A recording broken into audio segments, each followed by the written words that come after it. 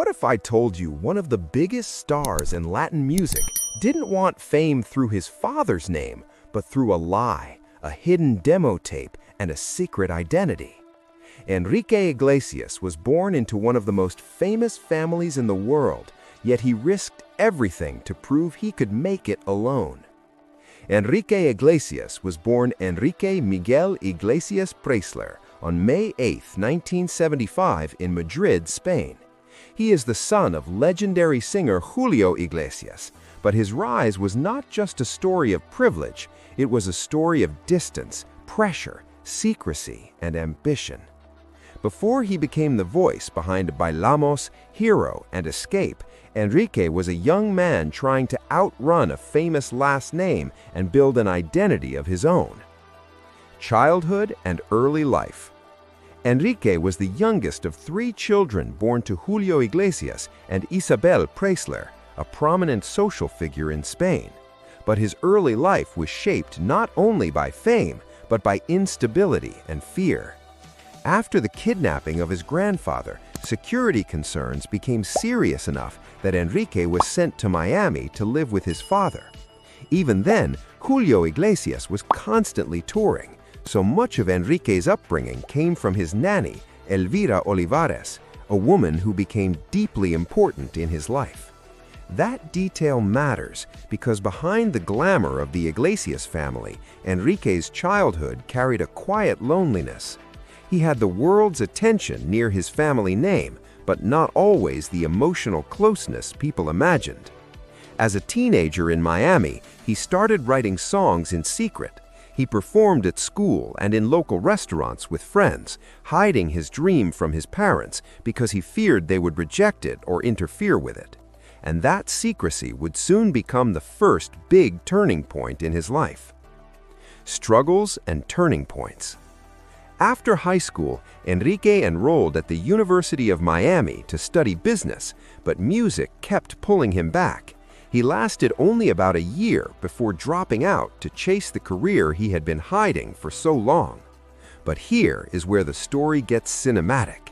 Enrique did not want the industry to sign him because he was Julio Iglesias' son. So he shopped around his demos under the name Enrique Martinez, trying to be judged only by the sound of his voice and the strength of his songs. He even secretly borrowed money from his nanny to record that early cassette. Think about that for a second. One of the heirs to a global music dynasty, borrowing hidden money just to be heard on his own terms. That gamble worked. In 1995, he landed a record contract and released his self-titled debut album. It was the moment his private rebellion became public destiny. But Enrique was still only at the beginning. The real test was whether he could become more than Julio's son. And that answer was coming fast. Rise to fame/success.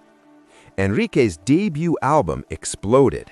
According to Biography, it sold more than 6 million copies worldwide, and he quickly earned major recognition, including a Grammy Award in 1996 for Best Latin Performer. His second album, Vivir, also performed strongly and launched his first world tour, proving that the debut was not luck.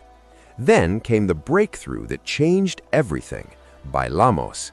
In 1999, the song became a #1 hit in the United States and introduced Enrique to a much wider mainstream audience, especially after its connection to the film Wild Wild West. That success opened the door to his English-language crossover era. Songs like Rhythm Divine, Be With You, and especially Hero helped transform him from a Latin star into a global pop phenomenon. Then came Escape in 2001, the album that pushed his fame even higher with massive songs like Escape, Maybe, Don't Turn Off the Lights, and Hero. Biography describes it as his most successful album to that point. Over time, his catalog expanded with albums like Insomniac, Euphoria, and Sex and Love, while major hits such as I Like It, Bailando, Duele el Corazón, and collaborations with artists like Pitbull, Nicky Jam, Wisin, and Bad Bunny kept him relevant across generations.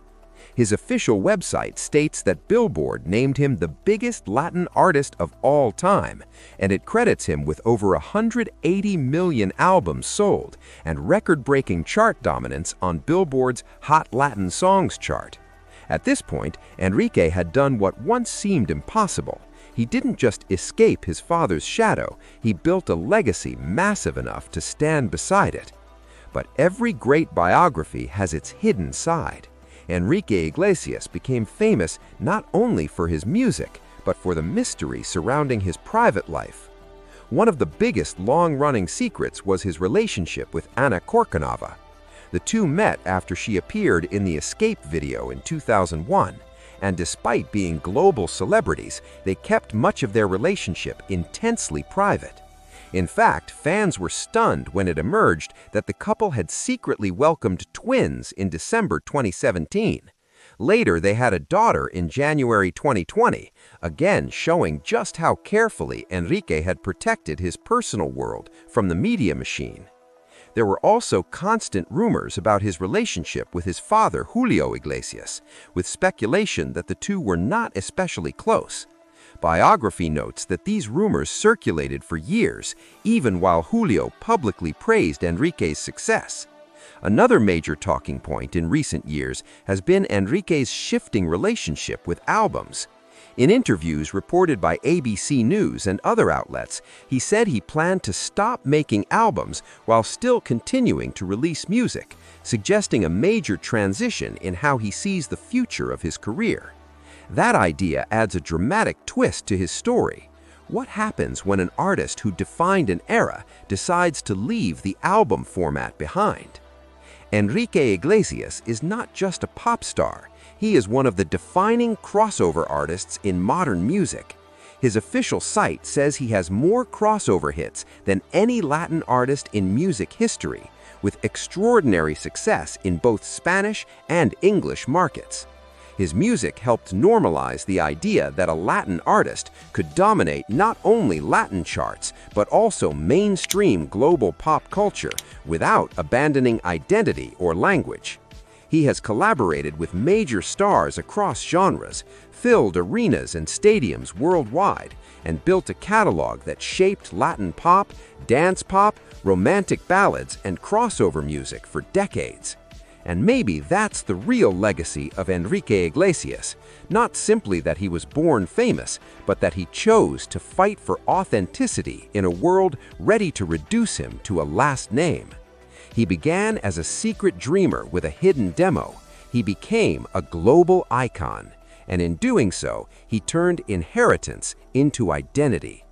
Enrique Iglesias' story is proof that fame can open doors, but only talent, risk, and persistence can build a true legacy. From a hidden teenage songwriter in Miami to one of the biggest Latin artists of all time, his journey is one of reinvention, resilience, and global impact. If you want more powerful celebrity biographies told like documentaries, subscribe now, like this video, and comment below. What was Enrique Iglesias' real turning point? Bailamos, Escape, or the moment he chose to hide his identity and start from zero?